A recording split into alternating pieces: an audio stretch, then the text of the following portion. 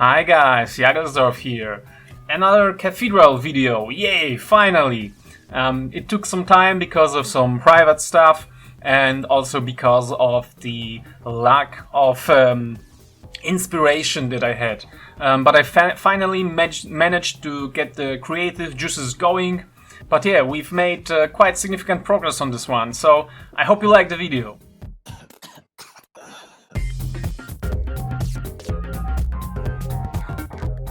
Before we get to the proper part of the build, one of the buttresses broke off in the meantime because of my handling of the cathedral. I tried to reattach it, but sadly it didn't quite held on, so in the end I just left it as it was. I think it also gives a little bit of character. And at this point in the build I decided to start the painting because I want to do the inside, at least the lower floor first, before I install the gallery, as it will be practically impossible to paint what I want to paint in there when it's already installed. So that's what I'm doing right now. First a black base coat and touching up the few places that didn't get quite enough paint. And as I probably already mentioned in one of the videos before, I want the floor to be made out of marble. So I will be painting these tiles white so that they can be made into white marble later, and I get quite impatient quite soon and start dry brushing. But in the end it was a good thing because it made all the edges more visible and easier to paint. So for a while I simply started painting the tiles a nice delicate white color. It will take a good 2 to 3 thin coats of paint and it still won't be quite as I want it to be, but I think a build like this is quite forgiving, especially that we are going to weather it later, so it won't matter very much. And as you see, first I do the edges as cleanly as I can, but I'm not really that good of a painter, so inevitably there are some places where I screw up, but this will be fixed later. And now hold on to your butts, because this kind of repetitive and very precise task wasn't the thing that I was up to at the moment, so very shortly I decided to pivot for the moment and postpone painting the floor for a later date. And I decided to take care of the facade some more, because it is quite plain at the moment and I wanted to give it a little bit more of a 3D look, a little bit more embellishments with these straws and this thing from a curtain from IKEA. We've shortened a IKEA curtain and there were these tubes inside. They're made out of ABS, so they're quite easy to cut and melt with a hot iron, and I find that they will give a nice depth to this. And as you see, I'm dry fitting them, deciding where I want to place them, and then simply using some hot glue to fasten them into place. For a moment, for some time, I was thinking if I want to make some additional sculptures on it, or not even sculptures, but you know, this all the cathedrals, all the old churches have this very delicate structure on them, but again I decided that this is taking way too long anyway.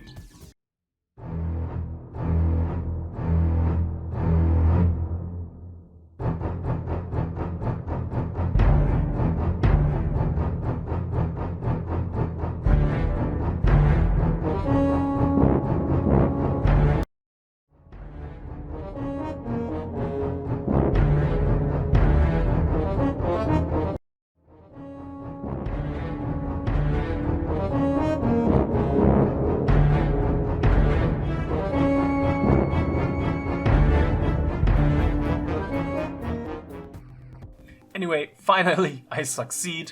I think the knife wasn't quite hot enough, so yeah, it was again due to my lack of patience. Because as you see, after the knife has gotten hot, it really cuts like butter, which makes the whole ordeal much nicer in comparison to cutting it with a regular knife and scissors like I did before.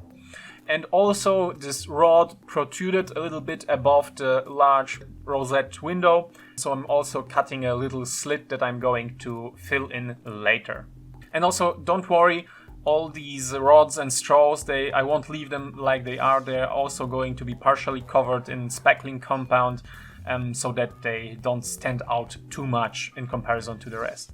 And for the straws, I decided to cut all of them in half so that they are nice and flush with the walls. But as you see, it wasn't quite as easy as I thought, as these straws kept rolling on themselves and came out quite uneven in the end. And so if I had any better alternatives, I would definitely use them, but this was the best that I had at the moment.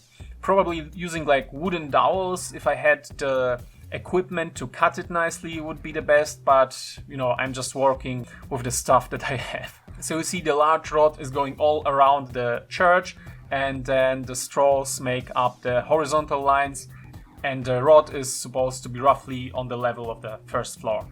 And it took quite a long time, so I won't bore you with all of this. Let's skip ahead a little bit. As you see, the whole structure is nicely outlined, and again it gives us some nice places to dry brush and to accent with our paint later on. And as I said, I'm covering all of it with the speckling compound, not only to give it texture, but also to fill in all the gaps, because inevitably they don't line up perfectly. There are some gaps that need to be filled.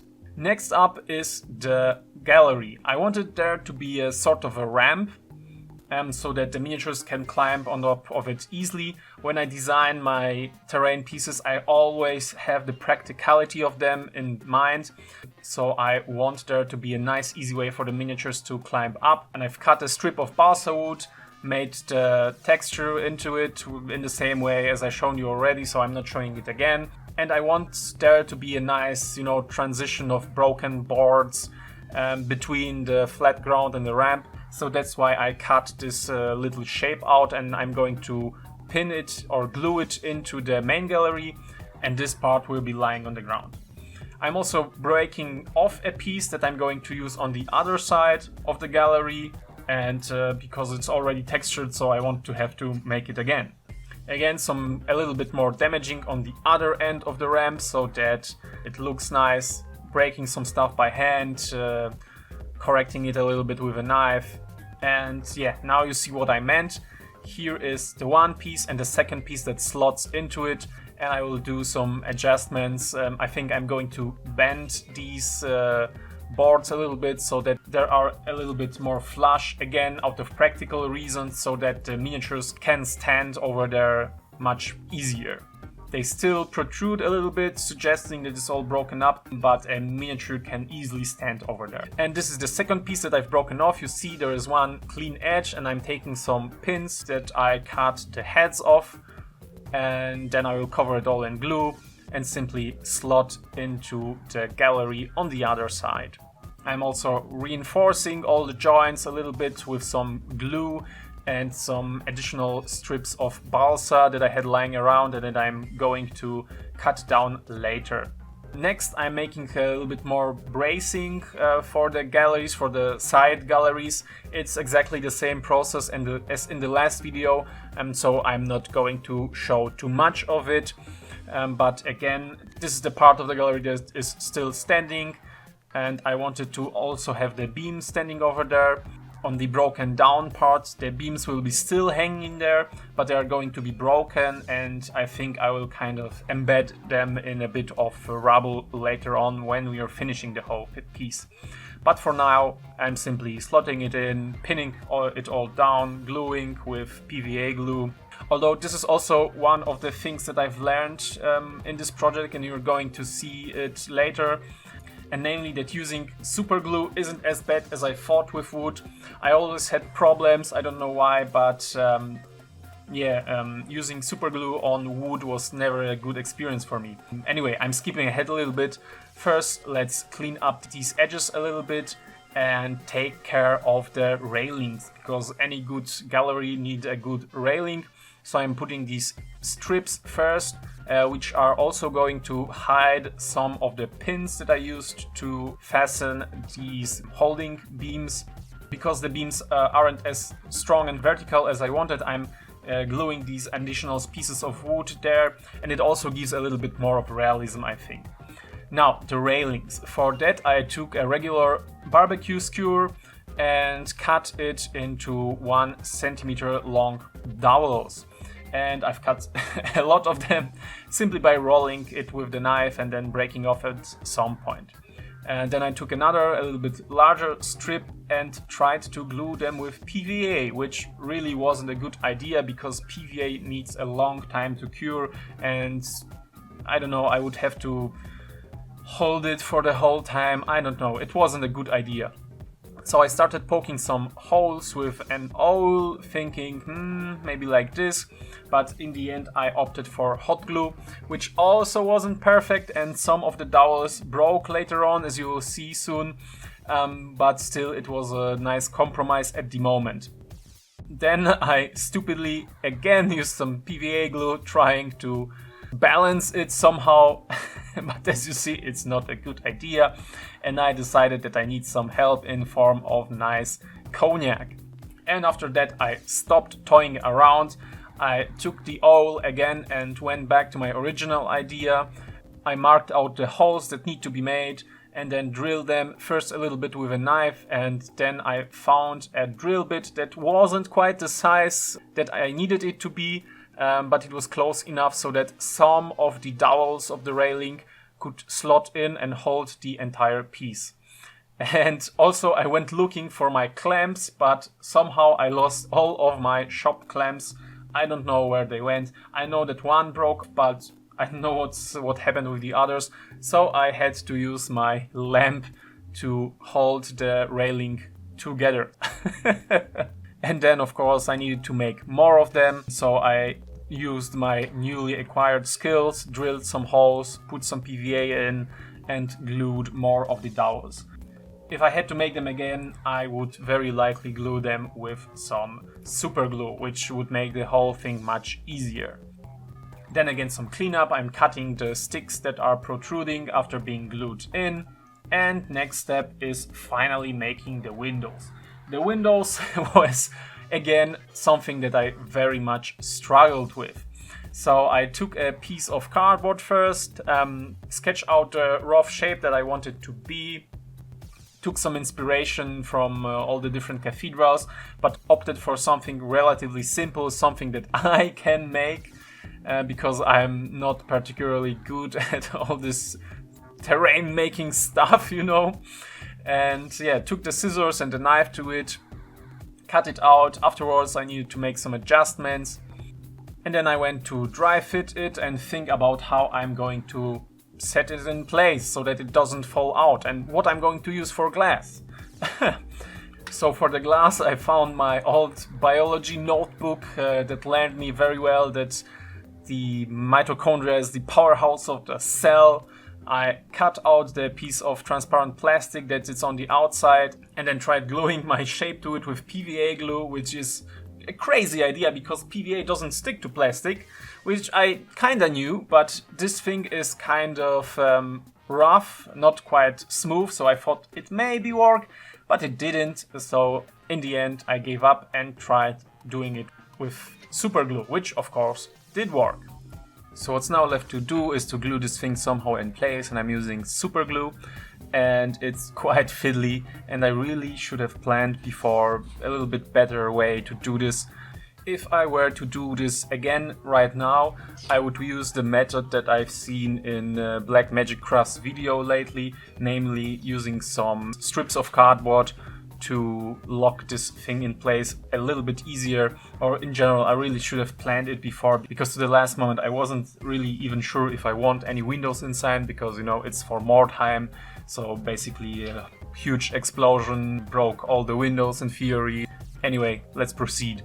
So the smaller windows I'm making a very similar way, and I didn't want them to be too complicated, so for the most broken one I just use a single strip of cardboard, and for the bigger ones, the whole ones, I'm sketching out this somewhat fancy but not too complicated design. So as you see, all the windows are glued in, and I thought I want some more holy symbols on the front. So again, I'm using my paper mache clay, and I want to do the Sigmar's two-tailed comet. So first I cut out this little ring and then the two tails in a roughly triangular shape that I'm going to sculpt on the cathedral, so they are going to change in shape quite significantly, and I struggled a little bit to do this properly. The paper mache broke all the time, didn't hold the shape as I wanted it to, and in the end it doesn't really look as flames, in my opinion. Maybe somewhat like palm leaves, but if you know what is it about, you will recognize it, I hope at least. The inside was also lacking in holy symbols, so I cast some of these Sigmar's hammers that I sculpted in the last video and hot glued them in. At this point I noticed that the windows are still very wobbly and definitely need some more support, so I'm again taking the spackle and filling in some of the holes and hoping to stabilize them a little bit.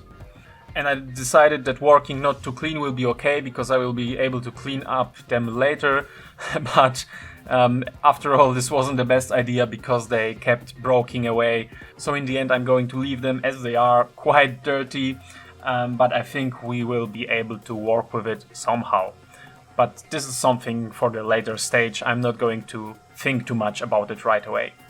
And then I decided I want to at least start making the roof. So I'm measuring how long I want my beams to be, cutting a long section of balsa wood and then cutting it to size, cutting it at 45-degree angle and then gluing and pinning it together. But before I locked in on the final design of the roof, I wanted to look at some examples and just to be sure that I'm not doing something really stupid. I simplified it a lot, but research is really something that I should do more, and everybody should do more, because every good terrain piece is grounded in reality. And as I said before, I'm cutting them at 45-degree angle, fitting together, making some adjustments, checking if it looks good, and in the end simply gluing with PVA. And as you see, I've glued quite a lot of these to have a nice skeletal structure for the roof. So while the glue was drying and curing, I decided this is a good point to continue working on the floor. And this time I was motivated and decided that I'm going to finish it up. So as you see, all the tiles that need to be white have been painted white. And I have found out that I can correct my sloppy painting a little bit with an awl, simply by scratching in and deepening the spaces between the tiles. I will also put some black wash in between some of them, just to make them pop a little bit more. Now, for the marble itself, I simply looked at many photos of marble on the web. I checked some tutorials for how to paint marble, but I feel like watching tutorials in this case doesn't really give you much until you try it out on yourself.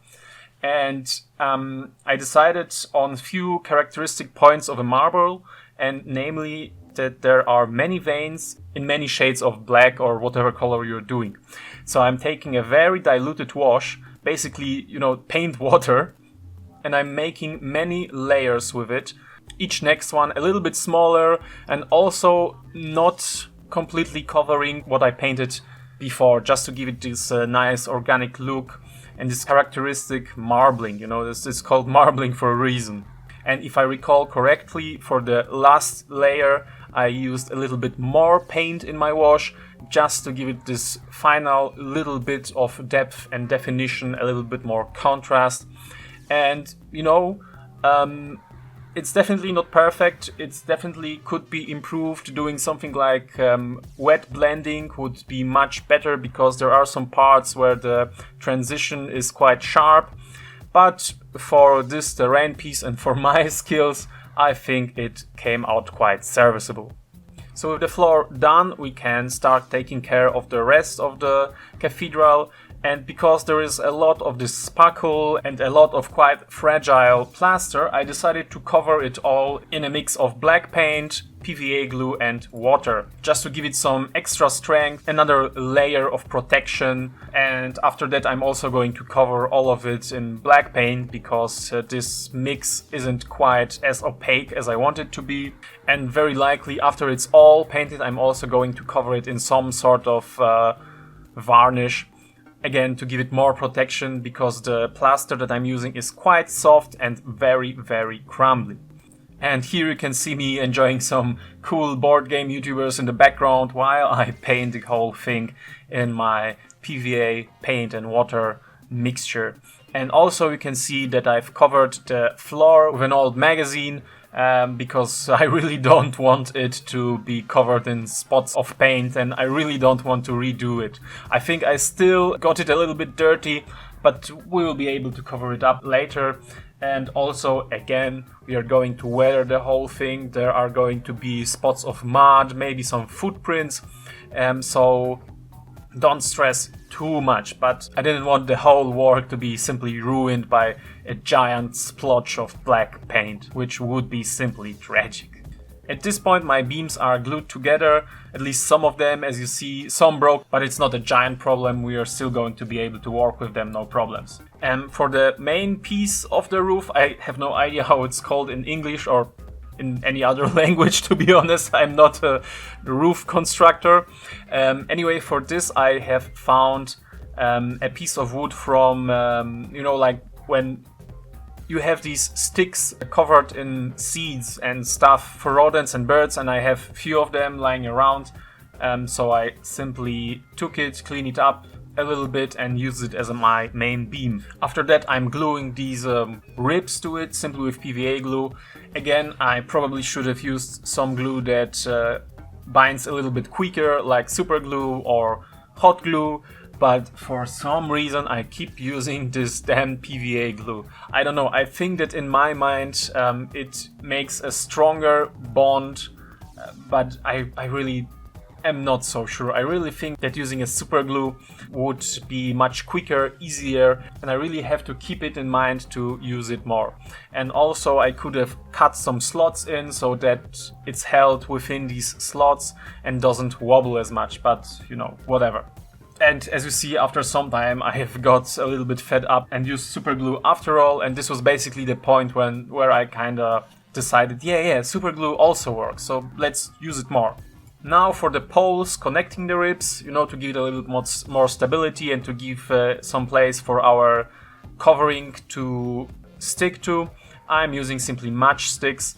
And I'm cutting them to size, gluing them in. Again, this was a little bit fiddly because the whole structure wasn't quite stable at this point, but after some time I figured it out, and it isn't as even as it should be, but it looks good enough, and it will be partially covered in some cladding or probably bronze things, I don't know yet, so it will look nice after that.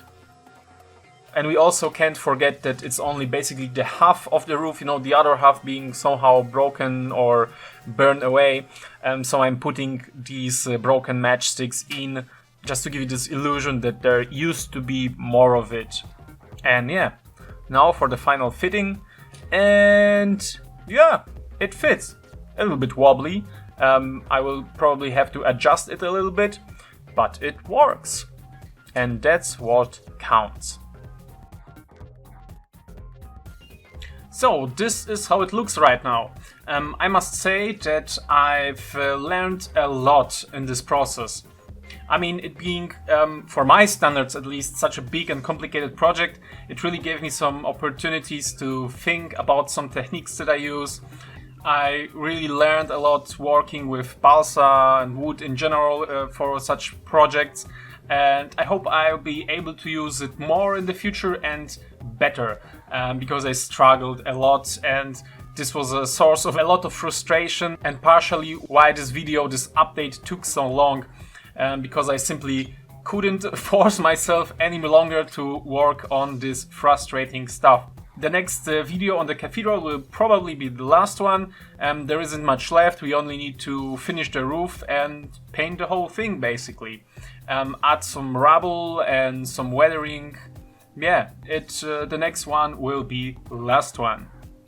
And I know I haven't been very active lately. Sorry for that. But there is one more video coming in the near future, probably next week or so.